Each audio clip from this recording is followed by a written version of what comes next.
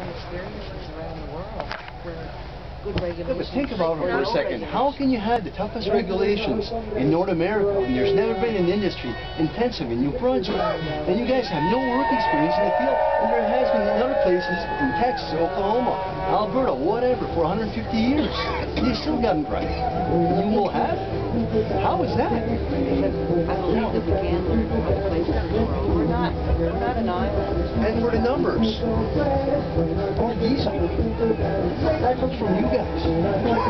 22,000 per well. That's from DNR. $1 million in royalties.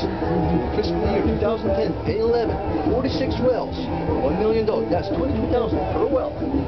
Okay? You guys have thrown the numbers up. 250 million in royalties to up to 450 million in royalties per year. That would take that many wells in a year to get that. That would take over 20,455 wells. At that rate, you get $450 million in royalties. Want to look at water? That's over 56 billion gallons of water. 102 billion gallons of water. That many wells. For that much royalty at that rate. Look at the chemicals. At 1% being additives. 568 million gallons. Over 1 billion gallons. At that rate, at 1%. Divert Nova Scotia is supposed to be the facility. It's supposed to treat that water, which is can only handle 7 million liters per year.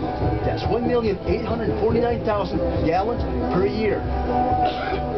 At that rate, to get that royalty for that many wells, you would need 30,730 wells to treat that water.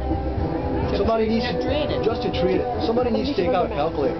So there'll be a bigger difference. This is the biggest farce any government has ever pulled on us. Somebody better pull the calculator out. We talked about the toxins, okay? This is my Mother Earth. If you want to put an ounce of any type of chemical, benzene, whatever it may be, in Mother Earth, my mother, we will fight for her mother, just as if you tried to do it to my physical mother. I would fight you to stop hurting my mother. 1 ounce of benzene into our Mother Earth hurts. Into our waterways, 1 drop. We do enough damage.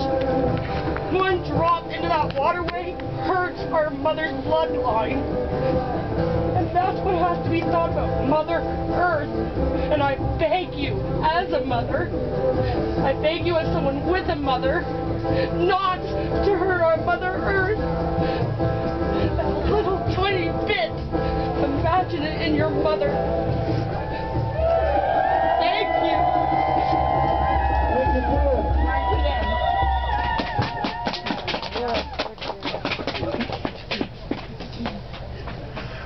My goodness. There is a time when the people Now here welcome to stage Rod Hill from USDA. Rod is the any source of life, water.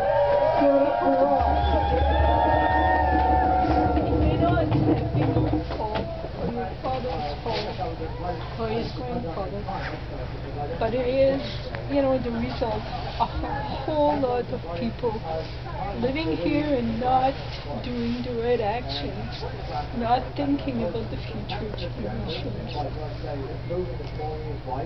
I know that you can hear that. I know that. But do you hear what we're saying? I hear you.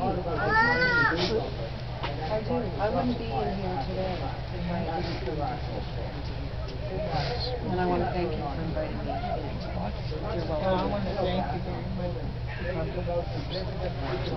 It takes courage to come. It Well, does. It takes courage. You were out here and all these elements and, you feel so passionate about it. We won't let go. We won't be gone.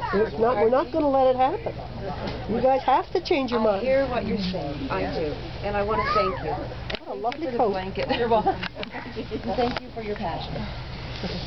Can I say something? Okay. Oh. Somebody else wants to speak? Yeah. Margaret Ann. Yes. I just want to say something. I've met you before, you probably don't remember, but you were a guest auctioneer for our Dragon Boat team. Okay. I'm a breast cancer survivor. Yeah.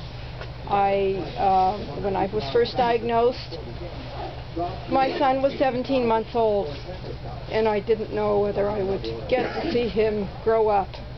But he's 23 years old and doing very well. In Texas, there's been a very clear link drawn between breast cancer and shale gas development. Cancer rates have gone down in Texas, except they've risen exponentially in the areas where shale gas has been developed. I wouldn't wish this disease on any woman, on any family who has to suffer with the loss of their mother, their grandmother, their sister, their daughter. With this type of industry, the victims of breast cancer are getting younger and younger. And as a woman, I hope you take this into consideration when decisions are made regarding shale gas, because the suffering will be tremendous and the cost to the government will be tremendous. And I'm also asking for consideration for Penobscot.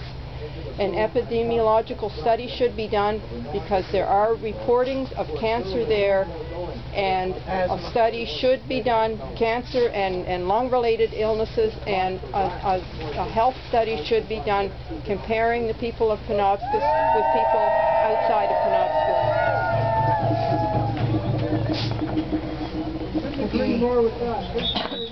Help the people of Penobscot get some settlement. They need help. Yes. They need help. I'm sorry. Thank you again.